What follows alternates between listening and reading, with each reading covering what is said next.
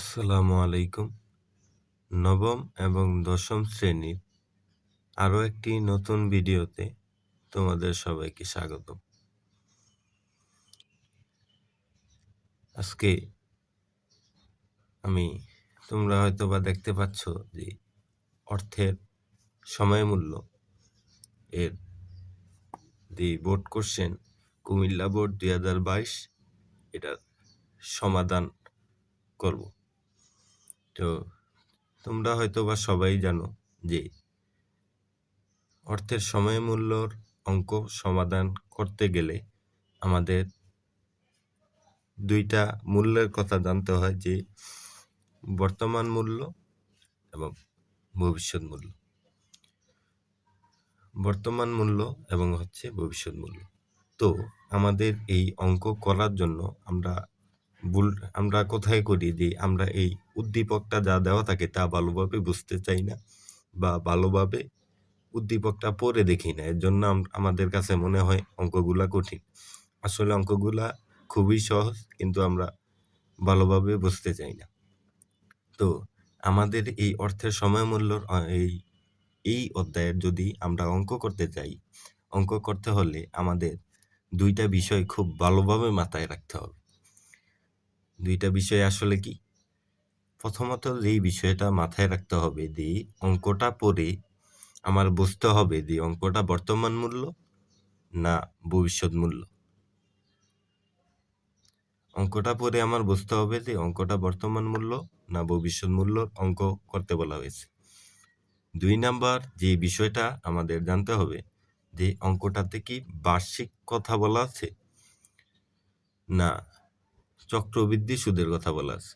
আমরা জানি যে বার্ষিক সুদ বছরে একবারই দেওয়া হয়। চক্রবৃদ্ধি সুদ মানে হচ্ছে এই দ্বিমাসিক, ত্রৈমাসিক, ষান্মাসিক, অর্ধবার্ষিক, মাসিক এই কথাগুলি বলা থাকে।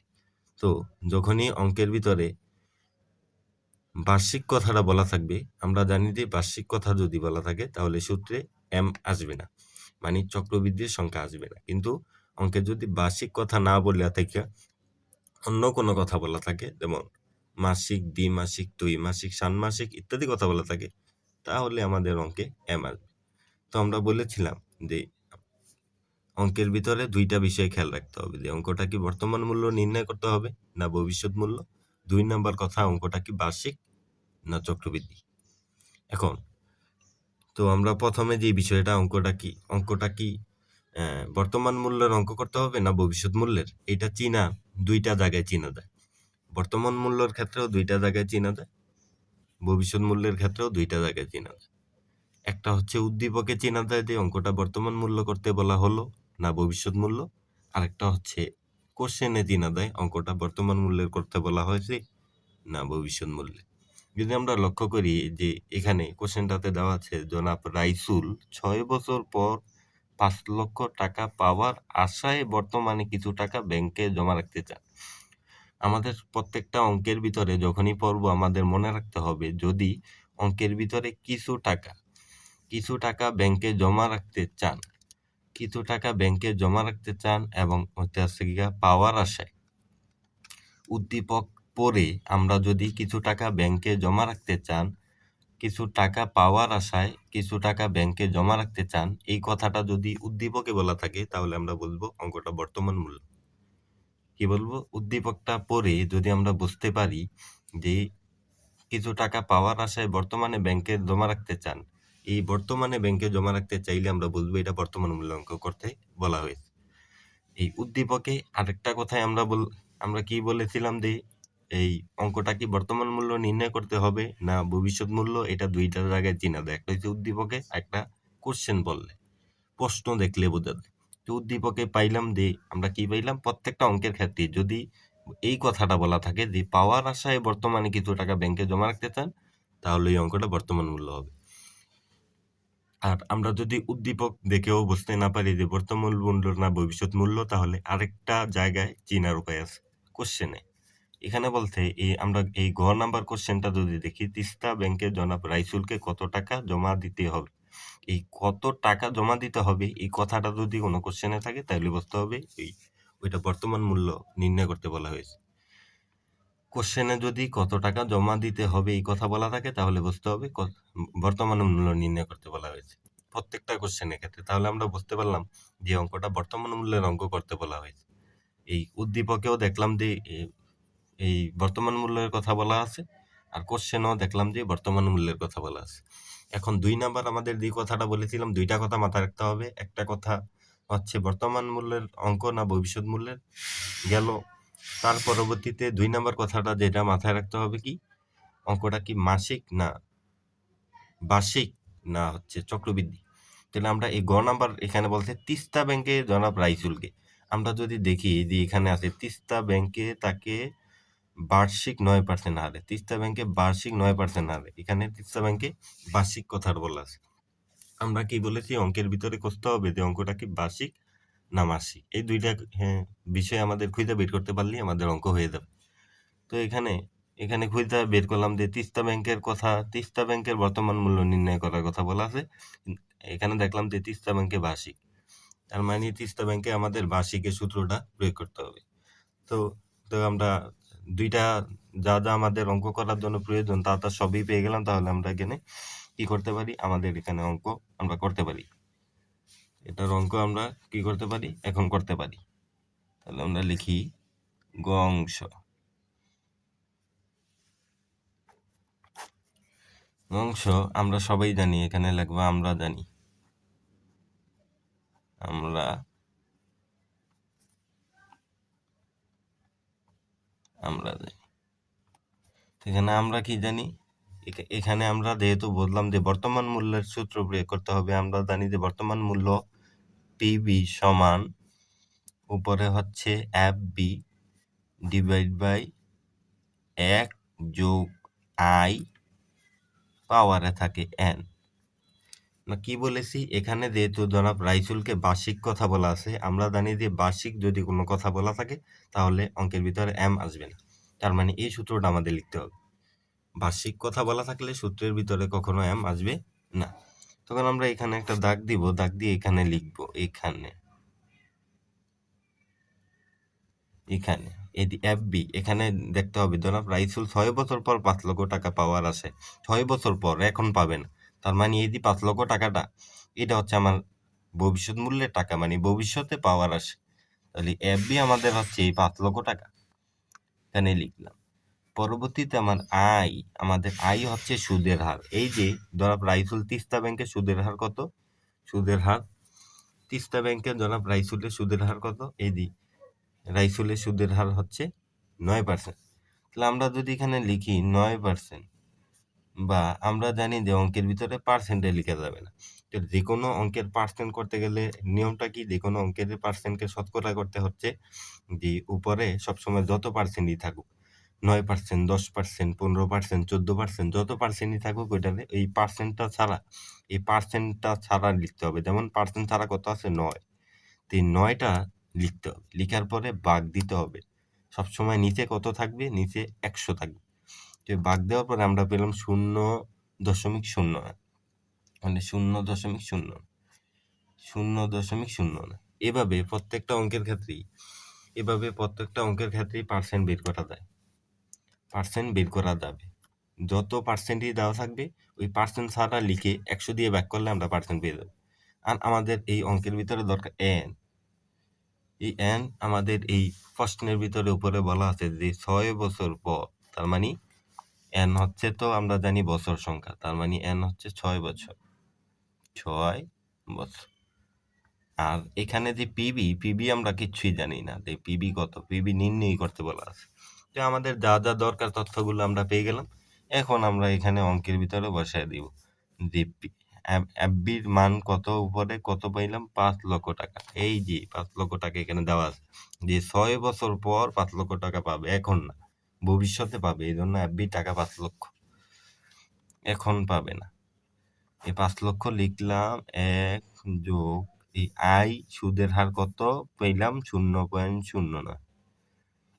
এইভাবেই আমাদের বের করে নিতে হবে শতকরায়, আমরা পার্সেন্ট সহ অঙ্ক করতে পারবো না। এন কত পেলাম আমরা, এন পেলাম 6 বছর, এন পেলাম 6 বছর।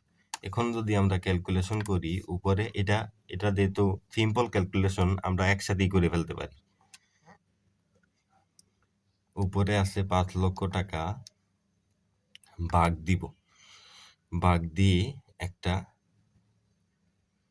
ব্রেকেট দেওয়া হলো, ব্রেকেট দেওয়ার পরে 1+0.09 দেওয়ার পরে আবার ব্রেকেট ক্লোজ দিলাম। এই যে ক্যালকুলেটরে পাওয়ার বাটনটা আছে, এখানে ক্লিক করবে, পাওয়ার। এই পাওয়ারটাতে ক্লিক করলে এখানে বছর কত 6। আমরা যদি এখন ইকুয়ালে চাপ দিই তাহলে আমার কি আসলো, রেজাল্ট আসলো 2,98,133 টাকা।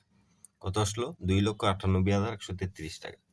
তাহলে 2,98,133 টাকা, 133 টাকা, এটা হচ্ছে আমাদের বর্তমান মূল্য নির্ণয় করতে বলা হলো। পরবর্তীতে আমাদের যদি কোশ্চেনে দেখি যে কোন ব্যাংকে প্রস্তাব জনক রাইফেলের জন্য লাভজনক হবে, কোন ব্যাংকের প্রস্তাব, এটাও আমাদের সবসময় মাথায় রাখতে হবে। যদি যদি লাভজনকতা নির্ণয় করতে যাই, যদি কম্পেয়ার করতে যাই, তুলনা করতে যাই, তুলনা করতে হলে অবশ্যই 2টা ব্যাংক লাগে, কখনো একটা ব্যাংকে হয় না। তাইলে আমরা তো তিস্তা ব্যাংকেরটা বের করে নিছি, তিস্তা ব্যাংকে গত বের করে নিছি, তাহলে আরেকটা যে ব্যাংক আছে ওইটা বের করতে হবে। ওই ব্যাংকটা যদি বের করতে হয় তাহলে আমরা তুলনা করতে পারবো। আর মজার বিষয় হচ্ছে, যদি গতে গতে আমরা বর্তমান মূল্য করি তাহলে গতেও বর্তমান মূল্যেরই সূত্র দিয়ে অঙ্ক করতে হবে। সেই ক্ষেত্রে আর চিন্তা ভাবনা করতে হবে না যে গতে বর্তমান মূল্য হলো, গতে কি হবে, তাহলে গতেও বর্তমান মূল্য হবে। কারণ তুলনা সবসময় মানে সমজাতীয় বিষয় দিয়ে হয়, তুলনা আলাদা আলাদা বিষয় দিয়ে হয়। তাইলে এই গতে আমরা যেই ব্যাংকটা বাকি আছে, একটা ব্যাংকের এই যে তিস্তা ব্যাংকের বর্তমান মূল্য আমরা নির্ণয় করে ফেলেছি। এখন আমাদের বাকি আছে এই যে অপরদিকে দরলা ব্যাংক।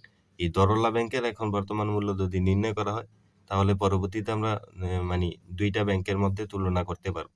এখন আমরা যদি দেখি, দরলা ব্যাংক তাকে 8.5% হারে ষান্মাসিক চক্রবৃদ্ধিতে সুদ প্রদানের প্রস্তাব দিয়েছে। এখানে কি বলছে? এখানে বলছে 8.5% হারে ষান্মাসিক।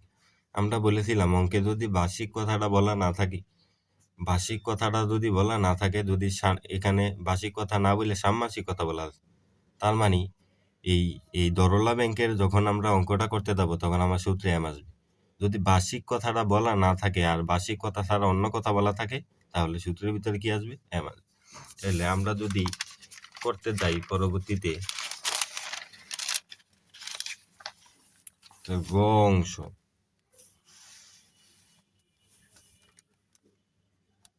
গ অংশ আমরা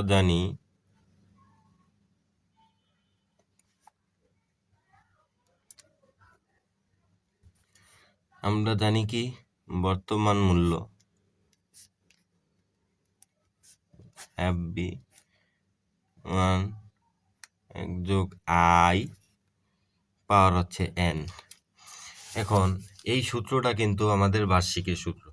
এখন আমাদের এই অঙ্কটার ভিতরে যেহেতু চক্রবৃদ্ধির কথা বলা আছে, তাই মানে বার্ষিক কথাটা বলা নাই, এই জন্য আমাদের কিন্তু এই সূত্রটাতে এম আসবে। তাহলে এম কিভাবে এখানে অ্যাড করবে এই সূত্রটাতে?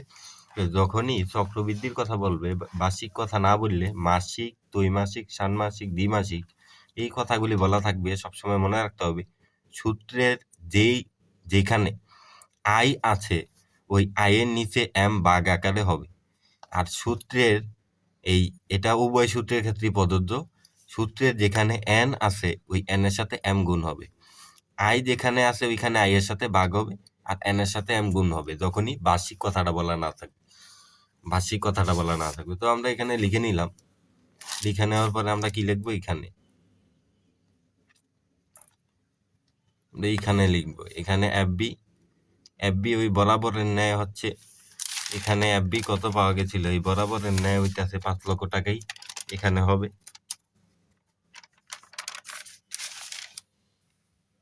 এফবি বরাবরের ন্যায় আমাদের কত হবে,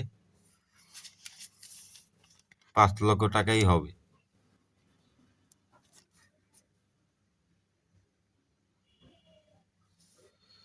এখানে 5 লক্ষ টাকা নেওয়া হইলো।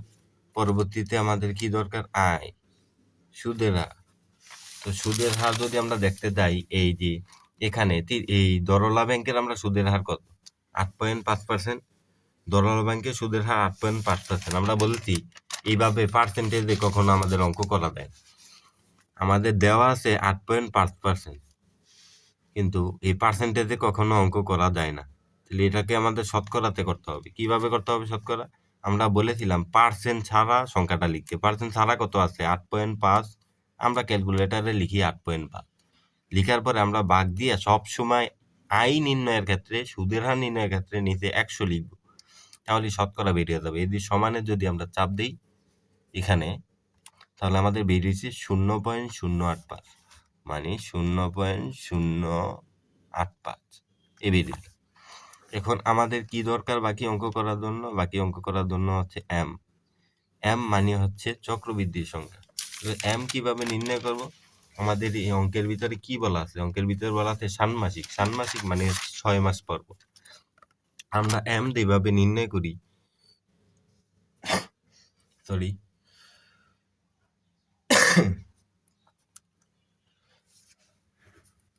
আমরা এম যেভাবে নির্ণয় করি, কিভাবে নির্ণয় করি এম? এম ষান্মাসিক মানে 6 মাস পর পর। আমরা এম নির্ণয়ের ক্ষেত্রে সবসময় মনে রাখতে হবে উপরে ক্যালকুলেটরে 12 হবে। কত হবে? এম নির্ণয়ের ক্ষেত্রে উপরে ক্যালকুলেটরে 12 হবে। উপরে 12 লিখলাম, উপরে ক্যালকুলেটরে সবসময় 12 হবে। আর নিচে ভাগ হবে কত দিয়ে? যেহেতু অঙ্কে বলতে ষান্মাসিক, তার মানে 6 দিয়ে ভাগ হবে। তো 6 দিয়ে ভাগ হলো, তার মানে এম হচ্ছে 2 বার। এম কত হলো? এম 2 বার হলো। এখন পিবি কত? পিবি আমরা এখানে জানি না। এখন এই মানগুলো আমরা এখন কি করব? এই সূত্রে বসাবো আমরা। এখন সূত্রে বসাবো এফবি কত? এফবি হচ্ছে 5 লক্ষ টাকা। 1 যোগ আই কত? 0.085 এখানে বের করে নেওয়া হয়েছিল। আর এম হচ্ছে 2, আর এন হচ্ছে কত? 6 বছর। আর এম কত? 2। এই লিখে মানগুলি শুধু বসাইলাম।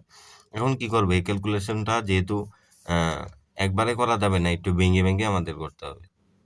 একবারে করতে গেলে হয়তো বা ভুল হতে পারে। এই যে 5 লক্ষ টাকা উপরে লিখলাম, নিচে এখন আমরা কি করব? নিচে হচ্ছে এই যে ব্র্যাকেটের ভিতরে ক্যালকুলেশনটা আমরা একসাথে করে নিব। এই যে 1 যোগ উপরে হচ্ছে 0.085 ভাগ হচ্ছে 2, দেওয়ার পরে যা বেরিয়েছিল এটা এখানে ব্র্যাকেটের ভিতরে লিখলাম 1.0425।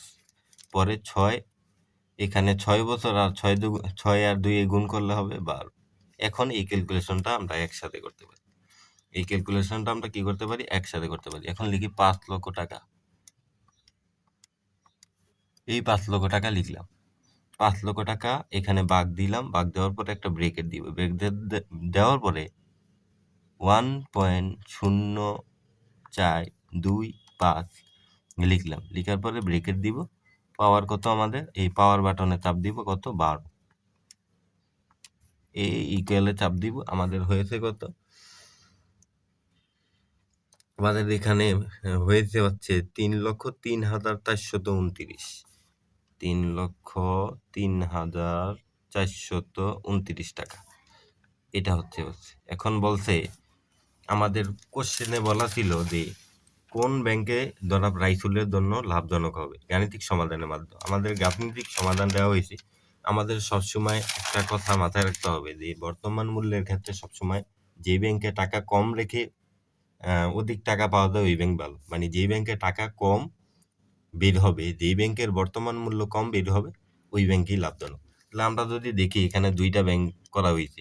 এই ঘতে করা হয়েছে যে দরলা ব্যাংক, আর গতে বলা হয়েছে তিস্তা ব্যাংক। আমরা যদি দেখি যে গতে হচ্ছে 2,98,133 টাকা বর্তমান মূল্য বের হয়েছিল, এবং গতে যদি দেখি আমরা দরলা ব্যাংকের বর্তমান মূল্য বেরিয়েছে 3,03,429 টাকা। তো আমরা কি জানি? বর্তমান মূল্য সবসময় যেই ব্যাংকের টাকা কম ওইটা লাভজনক। তাহলে আমরা লিখবো কি? যখন মন্তব্য লিখবো আমরা জানি যে অর্থের সময় মূল্যের বিবেচনায় যেই ব্যাংকে টাকা কম রাখা অধিক লাভজনক, ওই ব্যাংকে কম রেখে বেশি মূল্য পাওয়া যাবে, ওই ব্যাংকে অর্থ জমা রাখা লাভজনক। সেই ক্ষেত্রে আমরা কি করব? সেই ক্ষেত্রে আমরা হচ্ছে এই তিস্তা ব্যাংকে জনাব রাইসুলের জন্য তিস্তা ব্যাংকে টাকা জমা রাখা লাভজনক। তো এই ছিল আজকে এই পর্যন্তই। আবার দেখা হবে নেক্সট কোনো ভিডিওতে। সেই পর্যন্ত সবাই ভালো থাকো। আসসালামু আলাইকুম।